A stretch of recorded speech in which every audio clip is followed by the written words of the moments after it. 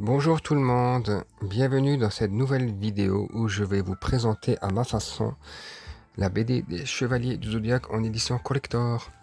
Alors j'ai eu énormément de mal à me la procurer parce que je l'avais commandée à la FNAC début mars et elle était seulement à 24 € et mon colis a été abîmé par la poste et n'a pas pu être livré, donc retour à l'expéditeur et rien du tout pour moi, sauf que j'ai tapé sur internet toutes les librairies possibles et imaginables et j'en ai trouvé une qui me l'a vendue à prix normal, 34 €.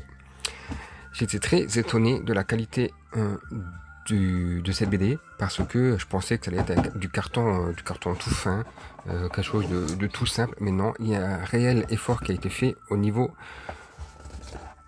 du packaging. C'est vraiment très beau, très soigné.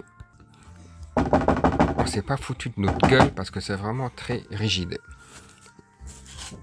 Et j'ai eu ceci offert en cadeau, toujours sympa, très beau. Et voici la bande dessinée en édition collector avec des pages bonus.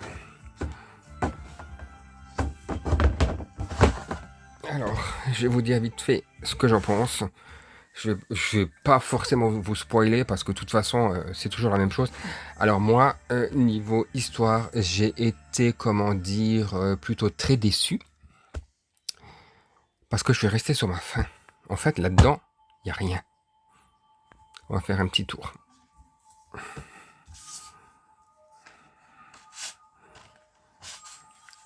Donc, classique, on vous présente les personnages. Comment qu'ils ont eu leurs armures, au cas où il y aurait encore des gens qui ne connaîtraient pas les chevaliers du Zodiaque. Voilà, on vous raconte un petit peu ce qui s'est passé.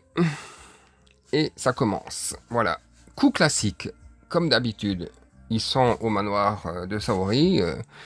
Tout va bien, super. Seiya se remet de ses blessures, comme d'habitude. Athéna elle est contente, elle se promène dans son jardin. Quand d'un seul coup, il y a un méchant qui débarque, plusieurs méchants, ils veulent taper Athéna, faire la bagarre. Seiya qui s'en prend plein la gueule comme d'habitude, regarde, qui s'en prend plein la gueule, limite il va crever. Et ses potes, ils vont venir l'aider, ils vont venir le sauver.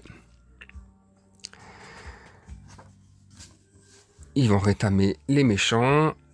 Athéna va être contente, tout va bien, tout se passe bien. Hop, super. Seiya qui reprend son armure et qui reprend toute sa force. Voilà, je suis Seiya le super fort, Seiya le chevalier de Pégase, et voilà. Ensuite, le vieux maître qui se pose des questions, oh là là, qu'est-ce qui se passe? Et hop, on rentre dans le vif du sujet avec les nouveaux méchants, qu'est-ce qu'ils sont là, pourquoi, qu'est-ce qu'ils veulent faire. On nous explique que le destin a été changé, non là je vais trop vite. Ils viennent juste se présenter les méchants, voilà, c'est nous, on veut faire la guerre. Ils se réunissent dans le salon d'Athéna pour dire ah là là, qu'est-ce qui se passe, pourquoi ils en veulent à Iki, on retrouve Iki, qui veut se ressourcer pour retrouver ses forces, mais on veut pas le laisser, on va venir le taper, et d'un seul coup, on comprend à peu près qu'est-ce qu'ils veulent à Iki, c'est-à-dire que le destin a été changé et que normalement il n'aurait pas dû aller sur l'île de la Reine Morte, et que normalement c'était lui à la base qui devait être Hadès. Mais le nouveau méchant, je vous dirai pas qui c'est, il veut pas que ce soit lui qui soit Hadès, donc il change l'histoire. Je vous résume ça de façon grossière, hein.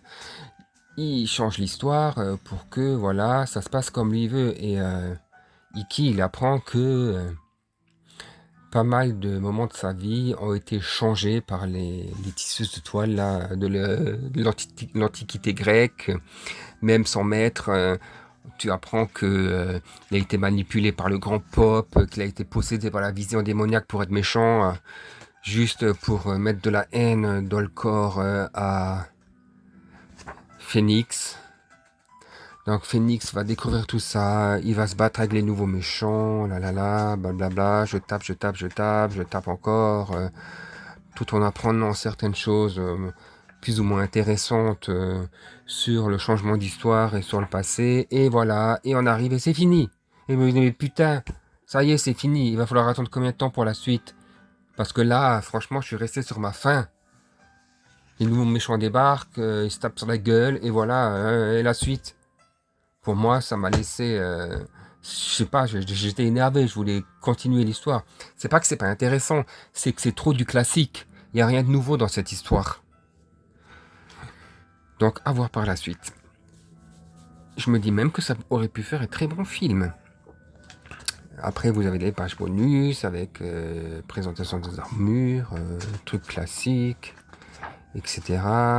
Conception de l'album des personnages.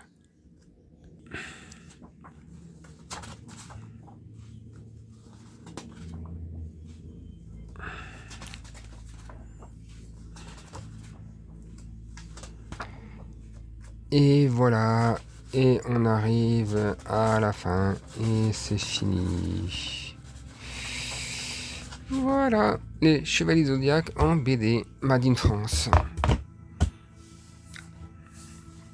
Et je suis impatient de voir la suite et où l'histoire veut nous emmener, parce que ce tome 1, c'est trop du déjà vu, trop du classique.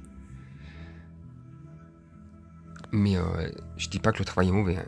Dessin super, réalisation sublime, pourrait même l'adapter en film. Mais bon, j'ai hâte de voir la suite, j'espère que ça sera pas dans 2 ans. Voilà, bon courage à vous si vous voulez trouver cette édition collector. Voilà, merci d'avoir regardé cette petite vidéo.